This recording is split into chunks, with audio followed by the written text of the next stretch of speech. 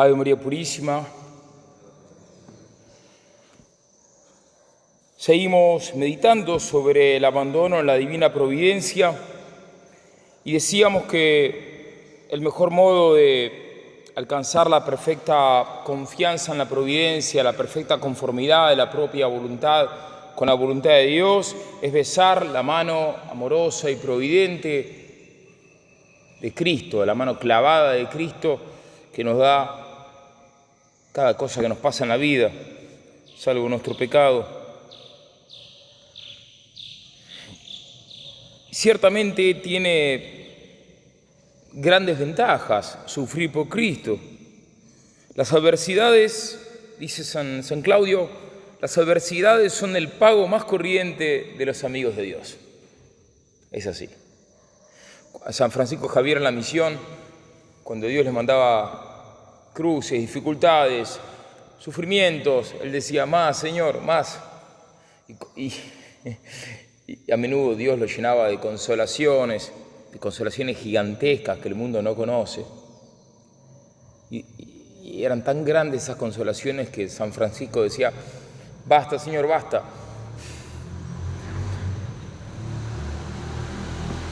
San Francisco Javier, cuando cuenta el padre Iparraguirre, que cuando San Francisco Javier tenía que discernir en qué lugar misionar, porque había muchos lugares para misionar, él era legado apostólico, legado del Papa, así que tenía la mitad del mundo para elegir a dónde iba, y nadie, le mandaba nada. Entonces, ¿qué criterio utilizaba él para elegir a dónde iba? Bueno, él le hacía discernimiento de espíritus, especialmente según el segundo tiempo de elección que cuenta San Ignacio en los ejercicios. Esto es por experiencia de consolación y desolación. Y cuando estaba pensando a dónde ir, se decidía ir al lugar más peligroso, Dios lo llenaba de consuelos y así corroboraba que Dios lo llamaba a ese lugar. Entonces dice el santo, las adversidades son el pago más corriente de los amigos de Dios. Las adversidades son, dice el santo, usa esta expresión, infinitamente ventajosas. Infinitamente ventajosas. Viene bien recordarlo, especialmente en los momentos de la prueba.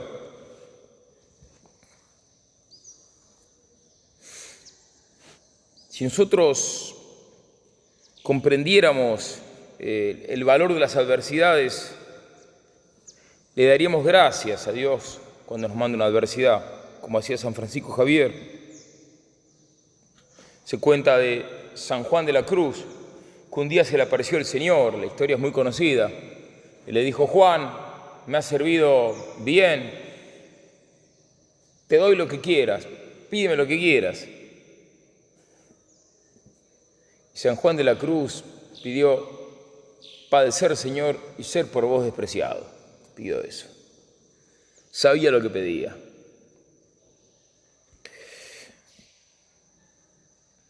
Dice el santo, si pudiéramos descubrir cuáles son los designios de la providencia, es seguro que desearíamos con ardor los males que sufrimos con tanta repugnancia. Si tuviéramos un poco más de fe, bendeciríamos 1000 veces la mano que nos hiere.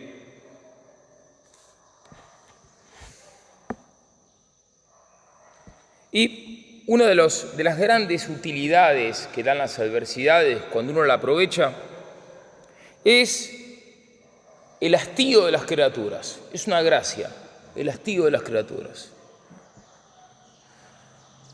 Hay un hastío de las criaturas que es para mandarlo al psicólogo. Estamos hablando de la persona depresiva que se quiere suicidar, que para él la vida no tiene sentido. No hablamos de eso, no, ciertamente no. Hablamos del que está hastiado de las criaturas porque está tan entregado a Dios que ya las criaturas le causan hastío. Su alma está tan llena de Dios su alma está tan llena de Creador que las criaturas ya lo agobian. Esto es una gran gracia, lo dice así el santo. y si la aflicción en que estáis por voluntad de Dios os hastiga a todas las criaturas, si os compromete a daros enteramente a vuestro Creador, los demás favores que habéis recibido de Dios, comparados con la gracia del hastío de las criaturas, no serán a vuestros ojos más que pequeños favores. Así que, bueno, es una gran gracia, y a menudo este hastío de las criaturas, el alma lo puede recibir cuando te toca sufrir alguna cruz, alguna desgracia. Te toca de pronto una gran enfermedad, de pronto una gran infamia, uno sufre una desgracia. Bien, es una gran ocasión para adquirir esta gran gracia que es el hastío de las criaturas. Hastío que, claro, subrayo, está ordenado al amor de Dios. Y dice el santo que esta gracia del hastío de las criaturas es tan grande que si la comparamos con el don de las riquezas, del honor, de hijos, de salud, aún así el hastío de las criaturas es más grande que estos dones que Dios puede dar. Las adversidades si uno las aprovecha, son muy útiles, como decíamos, son infinitamente ventajosas, como decía el santo. Y es interesante que, dice el santo, por lo general se gana más para el cielo en un día de adversidad que durante varios años pasados en la alegría, por santo que sea el uso que se haga de ella. Es interesante esto. A veces uno dice, hoy tuvo un muy mal día, hoy tuvo un día realmente malo. ¿Y por qué malo? No, porque me pasaron muchas cosas malas. Y uno está en conciencia tranquilo, uno hizo la voluntad de Dios, pero te pasaron muchas cruces. El mundo diría, tuvo un día malísimo, un día nefasto. Bueno, si uno aprovechó ese día espiritualmente, ese día es un día de gran ganancia. Y por lo general, como dice el santo, se gana más para el cielo en un solo día de adversidad que durante años, varios años pasados en la alegría. Por más que uno haga un uso santo de esas alegrías.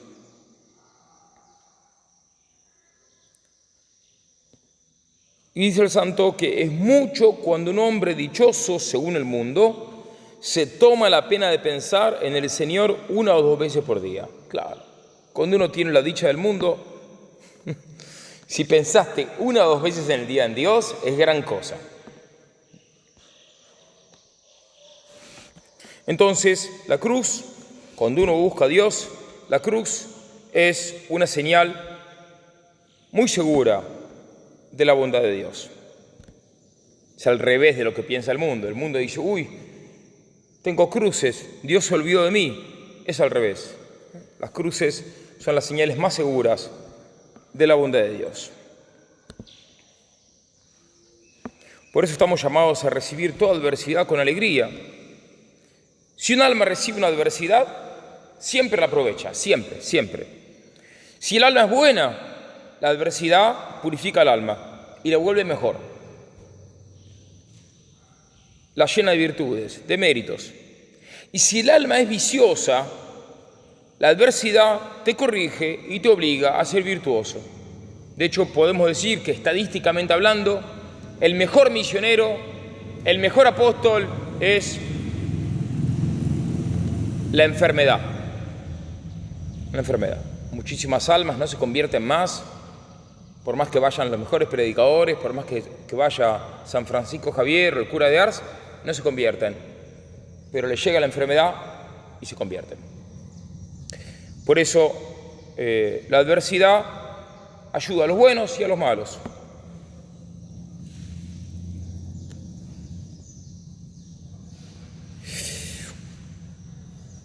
En relación con lo dicho, hasta uno podría preguntarse, bueno, ¿por qué yo rezo y a menudo Dios no escucha mis oraciones? Esto pasa, le pasa a religiosos, le pasa a laicos, que piden algo, piden y no obtienen lo que piden. Es un problema interesante. Y el santo dice, con razón por supuesto, que la única razón por la que obtenemos tan poco de Dios es porque le pedimos demasiado poco y con poca insistencia. ¿Por qué le pedimos demasiado poco? Porque el común de las personas cuando reza, cuando pide algo, no busca en primer lugar el reino de Dios y su perfecta justicia, sino que en primer lugar buscan la añadidura, buscan lo secundario, lo temporal, lo terreno, las criaturas. Entonces, a esas personas ordinariamente no les conviene que Dios les dé lo que le piden. No les conviene. Por eso la Iglesia reza, y ahora que estamos en las rogativas lo habrán visto, reza por la humillación de los enemigos de la Iglesia. Porque al enemigo de la Iglesia, al enemigo de Dios, lo que más le conviene es ser humillado, porque eso le da ocasión de convertirse. Y al rico, mundano, lo que menos le conviene es el placer, es la dicha mundana, porque es mucho más difícil que se convierta. Entonces, cuando uno tiene la voluntad desordenada, cuando uno no ama en primer lugar a Dios, entonces uno está buscando primeramente la añadidura y no a Dios. Bueno, ahí a menudo Dios no escucha nuestra oración, porque si nos da lo que le pedimos, nos va a hundir. En cambio, cuando la persona busca en primer lugar la gloria de Dios y prefiere morir antes que hacer un pecado, bueno, ahí cambia la cosa. Ahí Dios escucha muchísimo tus oraciones. ¿Por qué? Porque como uno tiene la voluntad ordenada, por más que uno no sea la Inmaculada Concepción, pero uno tiene la voluntad ordenada, entonces Dios escucha mucho tus oraciones y muy a menudo te da lo que le pedís. Y te lo da siempre con tal de que sea para su mayor gloria. Y por eso dice el santo, da consejos muy prácticos de cómo pedir. Es bueno pedir. Hay progresistas que joroban con el tema, dicen que la oración más perfecta es la que no le pide nada a Dios. Bueno, dice el santo, pedid primero las cosas más importantes, a fin de que se añadan las pequeñas al daros las mayores.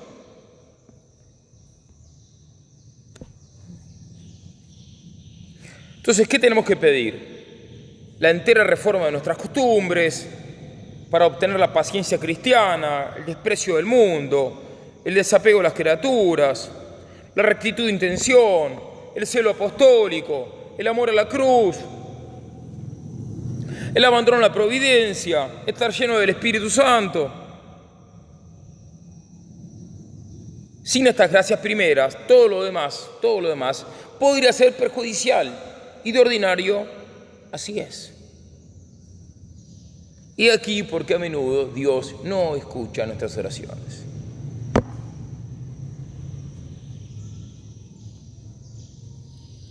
Nuestro Dios es un Padre lleno de bondad que prefiere sufrir nuestras quejas. Dios, ¿por qué no me escuchás si yo estoy rezando?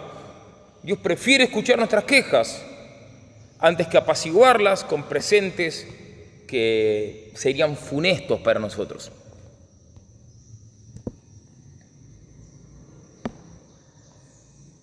Y por eso dice el santo que para muchos la pobreza les sirve para mantenernos en la humildad.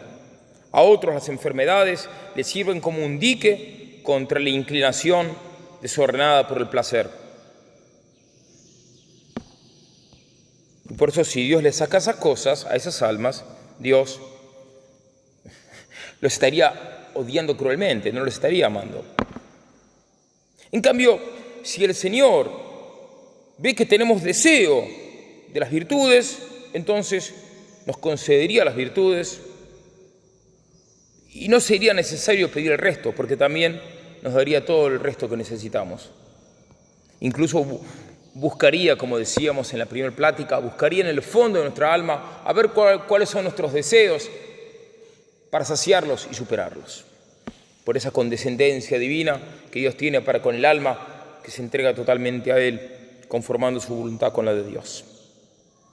Por eso, concluyendo, por no pedir bastante, no recibimos nada.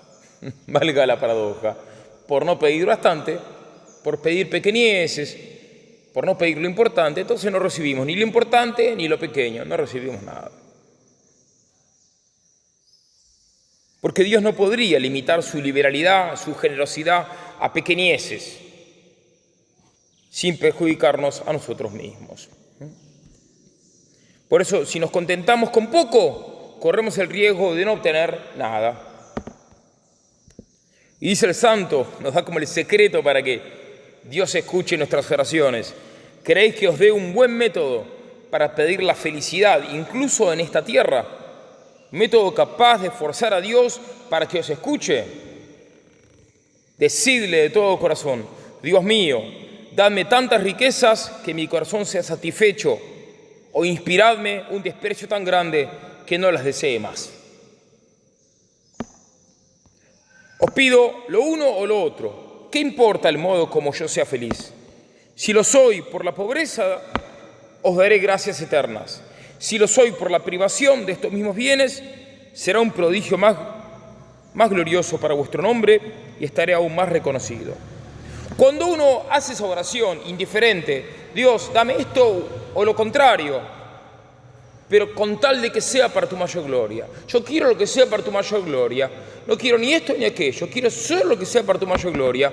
Cuando uno hace esa oración con la santa indiferencia, no con la indiferencia del depresivo, del suicida, del budista, cuando uno hace esa oración con santa indiferencia, ordinariamente, esto lo dice el santo, es impresionante, ordinariamente uno obtiene las dos cosas. La virtud, el reino de Dios, por una parte, y por otra parte, ese bien temporal del cual uno ya estaba desprendido. Por eso no hay nada más ventajoso que la santa indiferencia. Y alguno me podría objetar, bueno, está bien, pero hay almas que tienen realmente rectitud de intención, que son santas, que piden algo y no lo obtienen. Y pasa el tiempo y no lo obtienen. Tenemos el santo dice el problema, ¿no? Dice, bueno, habla de cuando tras un año de pedidos todavía no encuentro lo que pido y pido con recta intención. Dice, bueno, el santo dice, cuando pasa eso,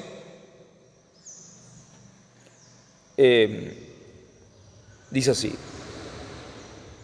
cuando veo que más me hace insistir Dios en pedir una misma gracia, más siento crecer en mí la esperanza de obtenerla.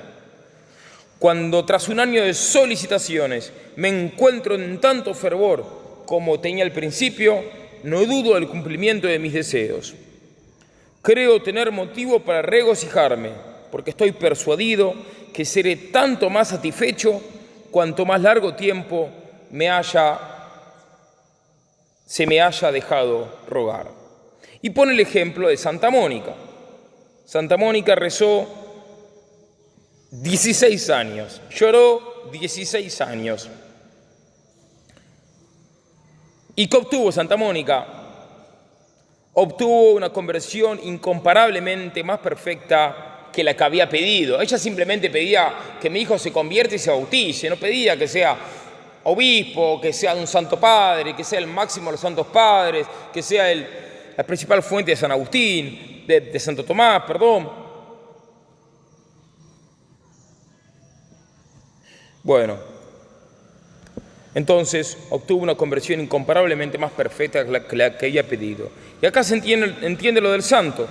Cuando Dios más te hace esperar la concesión del pedido, es porque te quiere dar una gracia más grande de la que estás pidiendo. Y por eso la esperanza tiene que aumentar más. Y la dicha también. Muchas mujeres distintas de Santa Mónica si después de 1 año o 2 años de oraciones y lágrimas se habrían desanimado, se habrían ido a una secta, se habrían hecho paganas. Bueno, otras hubieran aguantado quizás 10 años o 12 años, pero ¿cuántas mujeres habrían aguantado 16 años? Bueno, Santa Mónica aguantó 16 años. Y viendo que el mal crecía cada día y que su hijo desgraciado se comprometía cada día en nuevos errores, ella rezaba más todavía y así obtuvo el que fue el mayor santo de los sabios hasta que llegó Santo Tomás, que le ganó.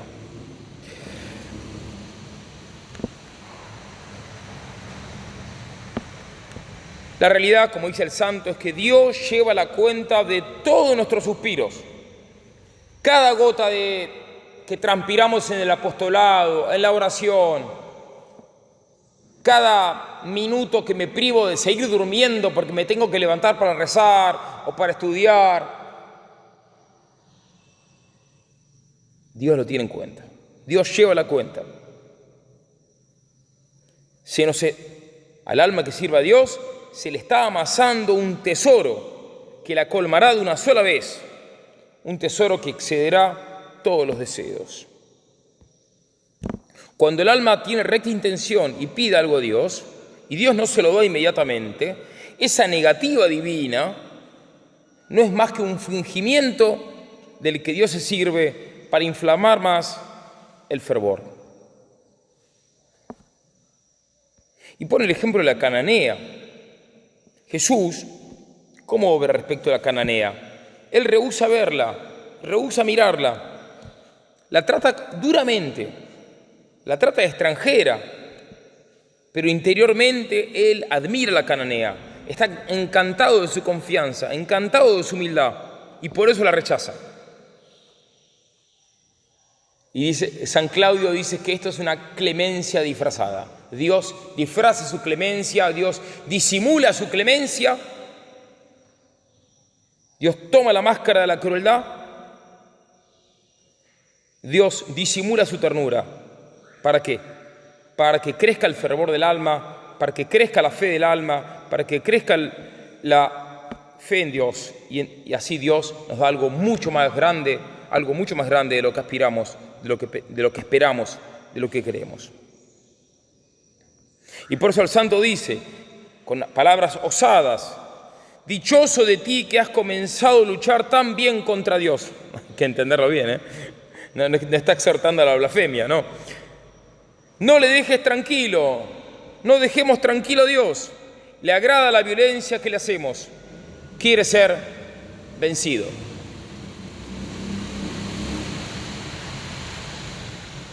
Hasta que llega un punto que Dios deja el disfraz si el alma persevera en la oración. Y Dios dice, grande es tu fe, confieso que no puedo resistirte más. Vete, tendrás lo que deseas, tanto en esta vida como en la otra. Entonces, para ir terminando, Dios toma concluyendo, recapitulando, Dios toma un cuidado continuo y muy atento, no solamente de todas las cosas en general, sino también de cada una en particular, de cada cosita de nuestra vida, hasta la más chiquitita. Por eso podemos rezar con alegría, con gozo, con esperanza. El Señor es mi pastor, nada me falta. Y cuando Dios ve que hay un alma tan abandonada a su providencia, tan desprendida de las criaturas, entonces justamente Dios cuida de un modo especialísimo de esa alma. Dios va a velar hasta sobre las menores cosas que le interesan al alma. Dice el santo que cuando eso pasa, cuando el alma está tan entregada a Dios, Dios inspira a los hombres establecidos para gobernar a esa alma, Dios les inspira todo lo que es necesario para que dirijan bien a esa alma.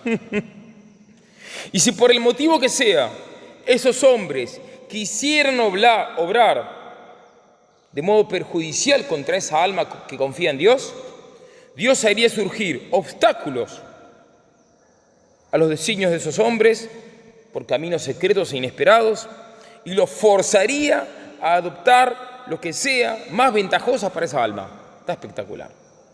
Entonces imagínense, ustedes están buscando a Dios, ustedes están buscando en primer lugar el reino de Dios, no las criaturas.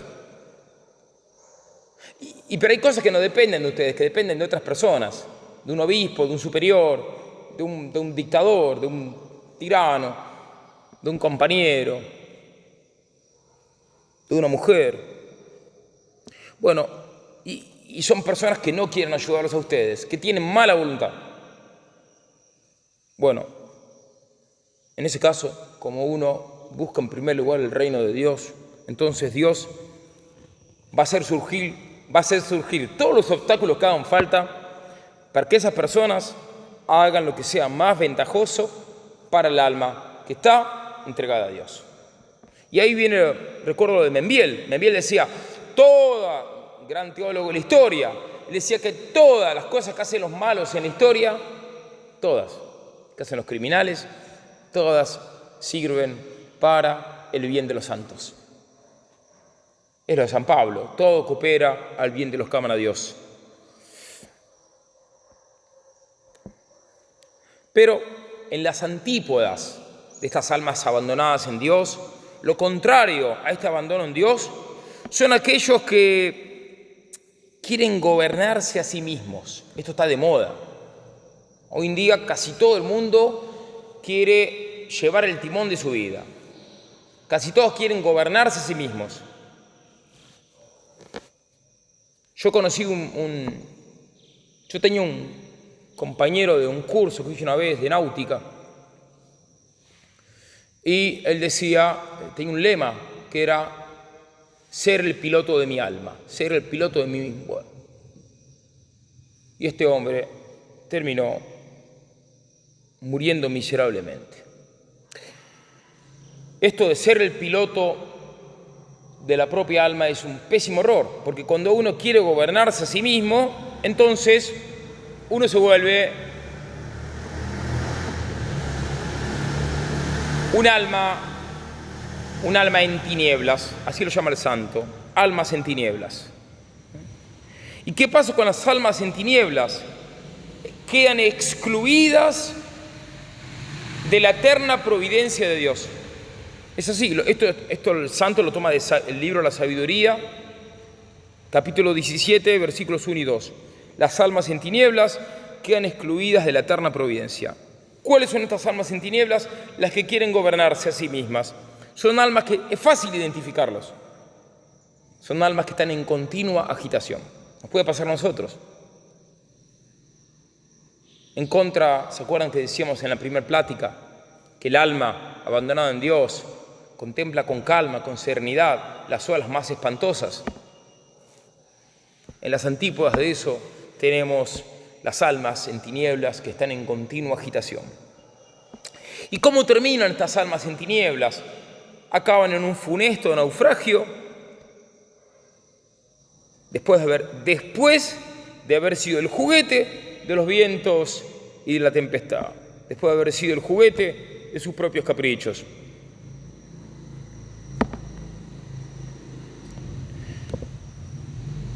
Pero no terminemos criticando a las almas en tinieblas, pobrecitas.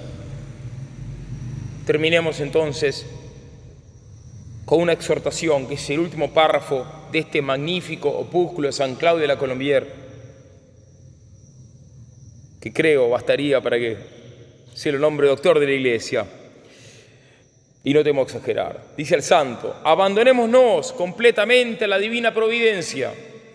Dejémosle todo el poder de disponer de nosotros. Comportémonos como sus verdaderos hijos. Sigámosla con verdadero amor como a nuestra madre. Confiémonos a ella en todas nuestras necesidades. Esperemos sin inquietud el tiempo dispuesto por Dios. Esperemos sin inquietud que la providencia aporte los remedios de su caridad. Dejemos obrar a la providencia. Dejemos que ella nos provea de todo en el tiempo, en el lugar y del modo más conveniente. Dejemos que la providencia nos conduzca por los caminos que la providencia quiera. San Claudio de la Colombière termina afirmando que la providencia divina nos conducirá por caminos admirables. Si somos fieles a Dios, nos conducirá al reposo del Espíritu y a la dicha a que estamos llamados a gozar, incluso desde esta vida, como un anticipo de la eterna felicidad que nos ha sido prometida. Le pedimos a la Virgen María, esposa del Espíritu Santo, la gracia de vivir abandonados absolutamente y ciegamente a la divina providencia. Amén.